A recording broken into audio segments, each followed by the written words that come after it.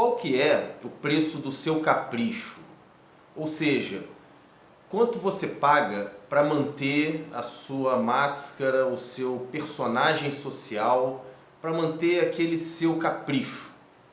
Porque de um certo modo, máscara social, ou se a gente quiser chamar de personagem social, é aquela figura que a gente desempenha para ser aceito no ambiente em que a gente vive. E em geral a gente precisa contar muitas mentiras para a gente mesmo e para o mundo ao nosso redor, para que a gente mantenha esse nosso capricho, para que a gente mantenha esse nosso personagem. E às vezes o preço é muito alto, que a gente tem que pagar. Sempre é alto, tá? Mas às vezes é muito mais do que a gente possa imaginar. E para falar sobre isso, eu queria falar rapidamente aqui sobre duas histórias que eu acho bastante interessantes e que ajudam a gente a refletir sobre esse tema. A primeira delas é de uma série chamada Black Mirror, que você encontra aí no Netflix, e o nome do capítulo desse seriado é Manda Quem Pode. Geralmente essa série tem episódios de 1 hora no máximo e que ajudam a gente a fazer muitas reflexões sobre o tipo de vida que a gente tem na atualidade.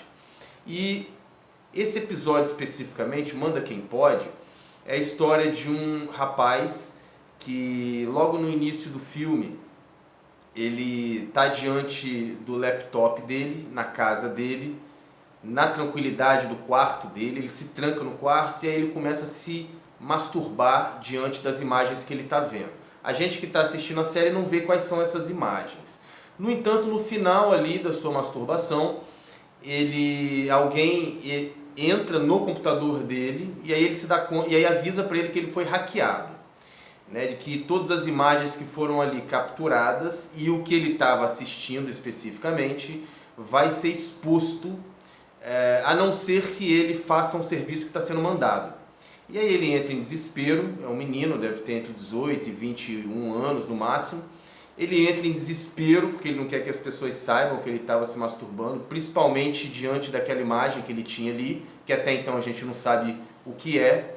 E aí esse sujeito que o hackeou manda que ele faça um serviço específico. E esse serviço tem a ver com, em primeiro lugar, roubar um banco e, em segundo lugar, entrar numa guerra de vida e morte com um outro cara, que também foi mandado para lá para que ele não tenha seus segredos revelados. No meio desse caminho, ele encontra com um outro homem, aí mais velho que ele, e que também está sendo ameaçado porque está traindo a esposa. Então, o hacker que entrou no computador dele o ameaça de revelar a traição dele para a família dele, estragar o relacionamento dele. Logo, ele vai ter que realizar também alguma ação para que esse hacker ameaçador não jogue na rede o seu segredo. Então, o fato é que esses dois se encontram e se encontram com outras pessoas que estão na mesma situação. Cada um realizando alguma coisa para não ver o seu segredo revelado para o mundo todo nas redes sociais, na internet em geral. O fato é que no final do filme ele luta, ele faz o que o sujeito manda ele fazer, ele assalta um banco, ele mata aquela pessoa. E na volta a gente descobre que na verdade ele estava vendo ali imagens de pedofilia, né? Imagens de crianças nuas e se masturbando, justamente por isso que ele não queria que o segredo fosse revelado. No entanto, logo depois dele realizar tudo, o segredo é da mesma maneira revelado. Então ele se vê diante, né, do desmascarar de si mesmo, apesar dele ter feito tudo o que lhe mandaram fazer. Então o preço que ele pagou foi muito alto por ser quem ele era. Ele sabia que ser quem ele era crime, né? Porque pedofilia é crime, na nossa sociedade é crime, e óbvio que ele não queria nem ser preso e nem ser exposto, as duas coisas. E essa história mostra o que ele faz para não ter que se enxergar e principalmente para que os outros não o enxerguem, não vejam o que de fato ele busca, quem de fato ele é. E é muito interessante porque o esforço de mudança humana que ele teria que fazer para que ele não fosse daquela maneira seria grande também, obviamente, né? Para você mudar quem você é, para o bem ou para o mal, dá trabalho.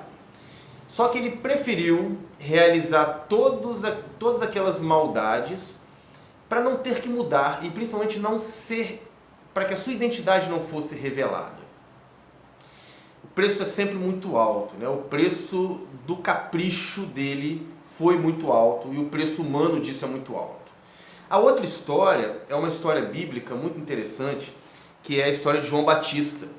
E ele ficou diante das máscaras dos outros. Primeiro porque ele foi preso por Herodes, porque João Batista revelou publicamente que Herodes estava em pecado, ele fazia mal, né? Ele tinha roubado a esposa do irmão e se casado com ela. E isso obviamente tinha sido um grande escândalo entre os judeus e João Batista é o cara que revela isso. É o cara que joga isso na cara de Herodes, Herodes manda prendê-lo.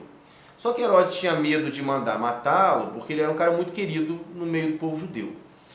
No entanto, Herodes dá uma festa e a filha da atual esposa dele, né, que é ex-mulher do irmão, dança para ele nessa festa, e ele já devia estar muito bêbado nessa festa, e ele fica tão fascinado por ela que ele dá para ela qualquer desejo que ela queira realizar. E aí diz, ó, pede para mim o que você quiser, inclusive a metade do meu reino, se você quiser, eu te dou. Agora, nesse momento, o que é que você quer? Aí a mãe dela chama ela, dialoga com ela e fala assim, ó, pede para ele a cabeça de João Batista. E aí ela vai, obedecendo a mãe, e pede a cabeça de João Batista. Herodes, muito doído, porque não era o que ele queria exatamente, né? Ele queria prender João Batista e mantê-lo preso. No entanto, ele vê que agora ele vai ter que cumprir a promessa que ele fez, porque ele fez diante de diversas pessoas e ele não podia voltar atrás. E aí ele manda cortar a cabeça de João Batista e trazê-la numa bandeja para a mãe da menina que havia dançado.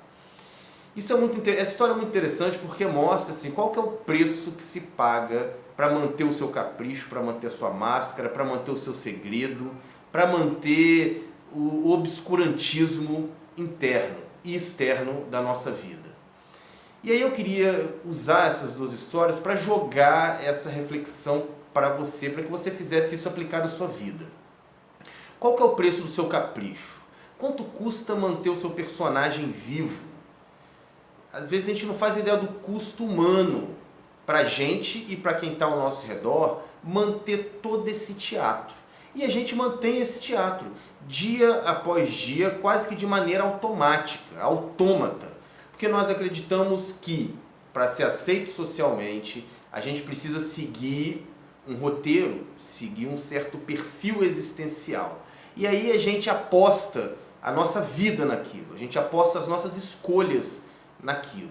No entanto, em geral, essa escolha que a gente faz pelo nosso personagem, a médio e longo prazo tem um preço muito alto.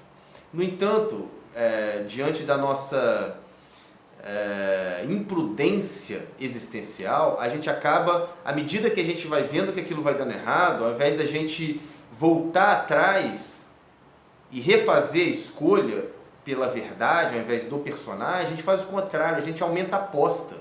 Quanto mais cai no gráfico, né, mais a gente aumenta a aposta. Agora, será que isso é o melhor a se fazer? A minha sugestão é que você reflita a respeito disso, analise na sua vida e quais são os seus caprichos, qual é o personagem que você está tendo que sustentar ou acredita que precisa sustentar para se manter aceito nos ambientes em que você frequenta. Analise isso, veja qual é o preço que você está pagando e sugiro que você não pague mais esse preço, que você deixe que a perda aconteça, né? Deixe que a máscara caia. E aí você também vai estar descobrindo quem você é, qual que é o significado que você tem para o mundo e que o mundo tem para você. E aí eu te garanto que a sua realidade, a sua existência vai se tornar mais leve. Se essa reflexão serviu para você, peço que você se inscreva no canal, acione o sininho para receber as notificações. Se achar que essa reflexão pode ajudar alguém, manda esse vídeo para essa pessoa e daqui a pouco eu volto com outras sementes de reflexão.